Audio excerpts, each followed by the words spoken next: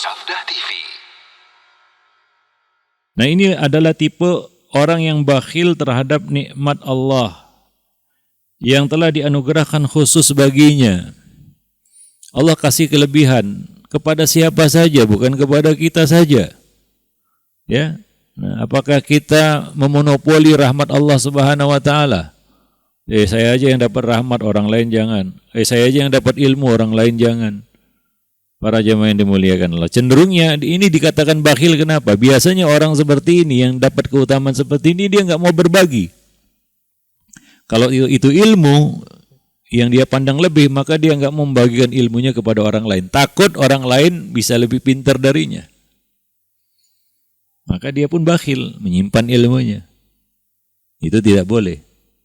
Menyimpan ilmu itu diancam. Man su'ila an ilmin fakatamahu uljima bilijamin minan nar. Kalau itu harta, maka muncul bakhilnya, dia nggak mau berbagi harta, dia simpan supaya orang lain nggak bisa lebih darinya. Para jemaah yang dimuliakan Allah.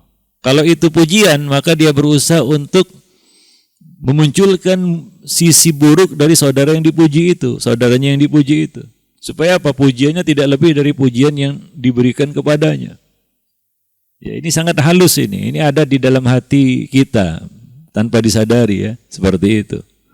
Para jemaah yang dimuliakan Allah. Ya, nah, jadi orang seperti ini sangat rentan terjangkiti oleh hasad. Inilah tipe orang yang bakhil terhadap nikmat Allah. Kalau itu ilmu dia nggak mau berbagi. Ya, dia nggak mau ajari kepada orang lain. Dia nggak ingin orang lain bisa lebih pintar darinya. Gitu. Ya. Kalau itu harta, dia simpan hartanya, dia nggak mau berbagi, dia nggak ingin ada orang yang hartanya lebih darinya. Ya, nah ini hasad para jemaah yang dimuliakan Allah. Taib, ya. Nah, jadi dia berusaha keras supaya nikmat tersebut tidak dimiliki oleh orang lain. Apabila melihat orang lain dapat nikmat yang sama, maka dia pun langsung hasad dan tidak menyukai ketentuan takdir itu. Ya, para jemaah yang dimuliakan. Ya, padahal mungkin saja nikmat Allah yang dianugerahkan atas orang yang hasad ini masih lebih banyak dibandingkan dengan nikmat yang ada pada orang lain. Itulah nikmat yang Allah bagi-bagi. Wallahu yaqbidu wa yabsutu. Apa alasan kita ya tidak mau berbagi harta? Apa alasan kita tidak mau berbagi ilmu? Ya, padahal kita tahu misal ilmu lah kita katakan. Ya, semakin dibagi semakin bertambah. Ya, yang kadang-kadang orang itu nggak mau berbagi ilmu karena dia tidak ingin orang lain lebih darinya. Ya, ini lucu. Kenapa? Karena ilmu dibagi makin bertambah. Ya, ilmu dia bertambah gitu. Tapi kenapa dia bakhil berbagi ilmu? Maka ini adalah hasad yang paling halus. Biasanya hasad yang terjadi di kalangan orang-orang yang berilmu.